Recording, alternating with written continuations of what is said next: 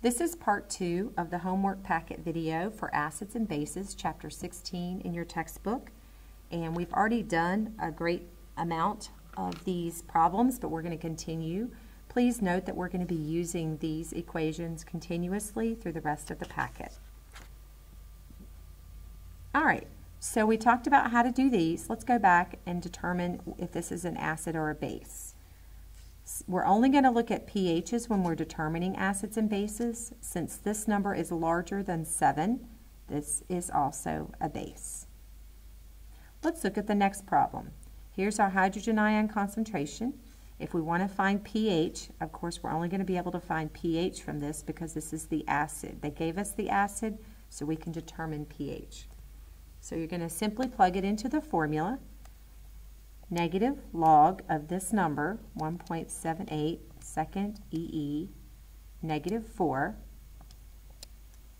The pH is 3.7 or 3.74. Oops. Okay. And then to find the pOH, you simply subtract it from 14. And it's about 10.3. Okay. Now, which one of these numbers are we going to look at to determine if it's an acid or a base? Well, we're going to look at the pH. Since pH is less than 7, it's an acid. Now, how do we find the hydroxide ion concentration? Well, if you're looking for the concentration and you have pOH, you simply take 10 to the negative pOH. So we're going to type that in. And that's right above the log button, the 10. So 10 to the negative pOH is 10.3. And you get this number, 5 times 10 to the negative 11 molarity. I hope this is making a little bit more sense. Let's do the very last one, and then we'll move on. Okay, there you're given a base concentration, so you're going to immediately think to yourself, I'm going to be discovering pOH. Since they gave you the base concentration, you're going to find pOH since that's the formula that you have. So if you take the negative log of 3.55 times 10 to the negative 6, your pOH will be 5.449, so almost 5.5, so 5.45. Okay? Now we can't determine if it's an acid or a base yet because we haven't found the pH. So if you take 14 from that number, you get 8.55. That's our pH.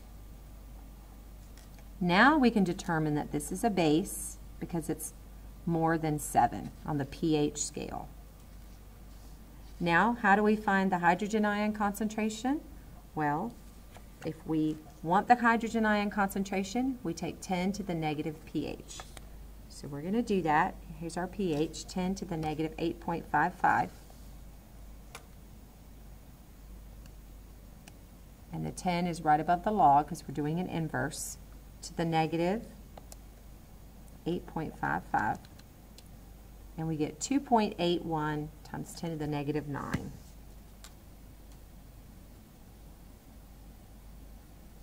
All right.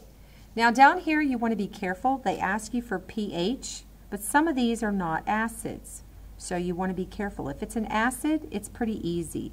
pH is the negative log of the hydrogen ion concentration. Well, sometimes they give you the hydrogen ion concentration. In this case, they did. So negative log of 0.024 is 1.62. So the pH is 1.62 because this is an acid and they asked for the acid. But here, this is not an acid, this is a base. So when you type in negative log of 0.075, you're actually finding the pOH because this is hydroxide. Whatever the acid or base is, that's what you're finding. So if you type in negative log of 0.075, you get 1.12. Well, 1.12 is a pOH. We need to find the pH. That's what they asked for. So you subtract from 14, 1.12, and you get 12.88, which is a base. All right, let's move on to the next one. It asks you on the back to work some problems on page 488 and 490. So let's look at 488 and see what's going on here. Here it asks for a pH of a solution, and they gave you the hydrogen ion concentration. Remember, this is power of hydrogen ions, and they gave you hydrogen ions. So you simply just do the negative log of 6.7 times 10 to the negative 4, and you'll get this number. If it asks you for the pH with a hydronium ion and hydrogen ion are the same, again it's acid, you simply take the negative log of this number and you will get this from your calculator. This one asks you for the pH of an acid. Well, there's 1 mole of H for every mole of this acid, so again you're just going to type in the negative log of this number and you will get this answer.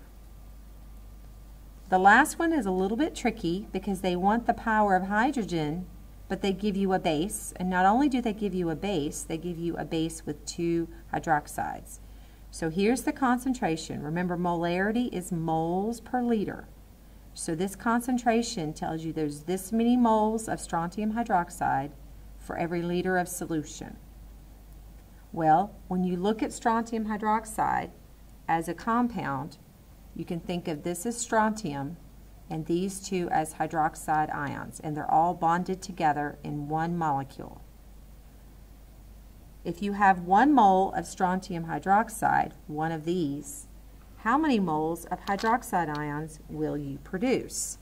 If you look at this, here's our strontium, here's our hydroxide, here's our other hydroxide. You will actually produce 2 moles of hydroxide ions for every 1 mole of compound. You need to think of it in terms of the whole compound versus the ions that you're producing. Because essentially we want to get the molarity of the hydroxide. When you do this in your calculator, 2 times 2 will give you 4. So you have 4 times 10 to the negative 2 molarity of hydroxide ions. That's what you're finding. When I do the negative log of this number, of 4 times 10 to the negative 2, I'm finding POH. How do I know that? Because I'm looking at hydroxide ions. So if I do the negative log of 4 EE negative 2, here's my POH. Well, if I want to find my pH, I subtract that from 14, and I get 12.6, and that's the answer. That's what they asked for. That's what you gave them. Okay, the other calculations we asked you to look at were page 490. This is from your textbook. It says the pH of a solution is 5. What's the hydronium ion concentration? This is an acid. So you simply have, when you're given the pH and you want to find the concentration, to find the concentration, you take 10 to the negative power of the pH. So this is 1 times 10 to the negative power of the pH. They said the pH is 12. They want the hydronium ion concentration. Again, you're going to use the same formula, 10 to the negative pH. And we just use this format because it's scientific notation. The pH is 1.5. They want the hydronium ion concentration and the hydroxide ion concentration. Well, now it's a little bit trickier. We're going to do 10 to the negative 1.5, and that's our formula. If I want the concentration, I do 10 to the negative, but we don't have decimals as negative, so we have to type that in correctly. 10 to the negative 1.5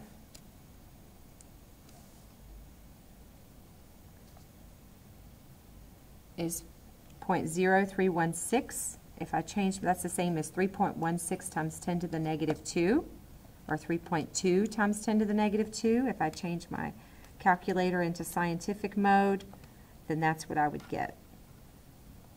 10 to the negative 1.5 and you would get the same answer. All I did was change the mode of my calculator. So you would get 3.2 times 10 to the negative 2. How did I know that was my acid concentration? Because it tells you. The pH is your acid concentration. So this is 3.2 times 10 to the negative 2. All right. If my pH is 1.5, my pOH is 14 minus 1.5 equals 12.5.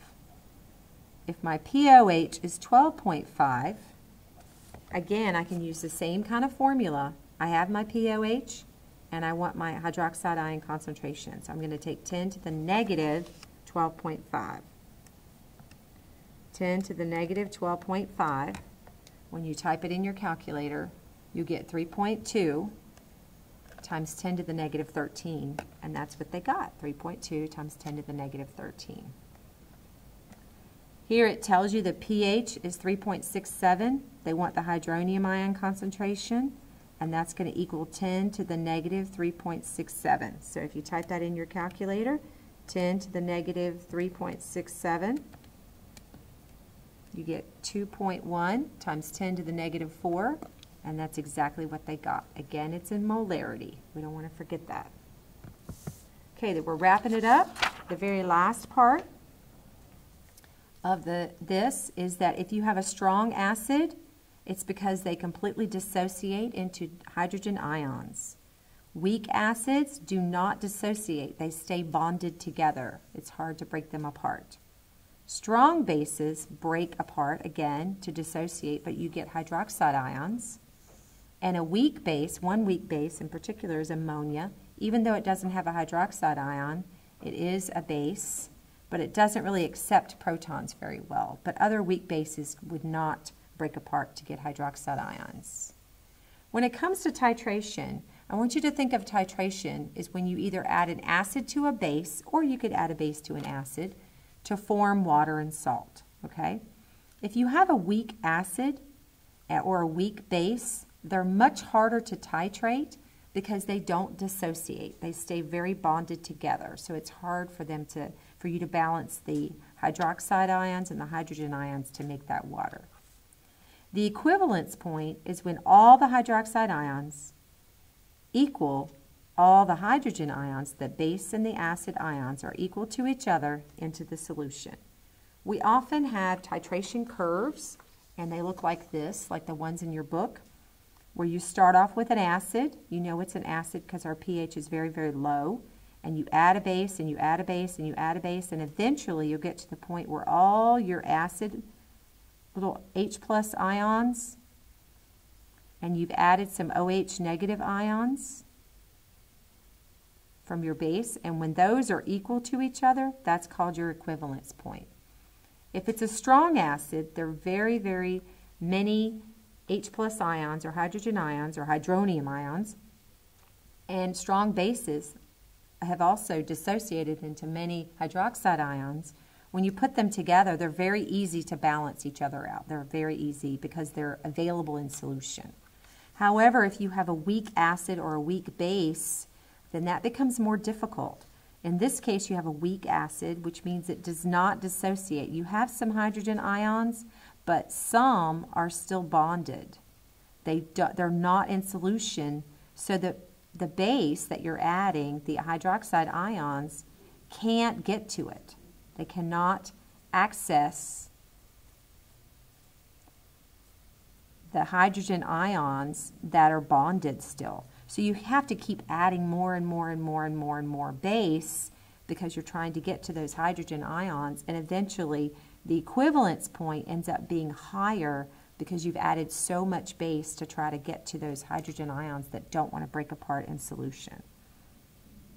Well, I hope this helps, and study well.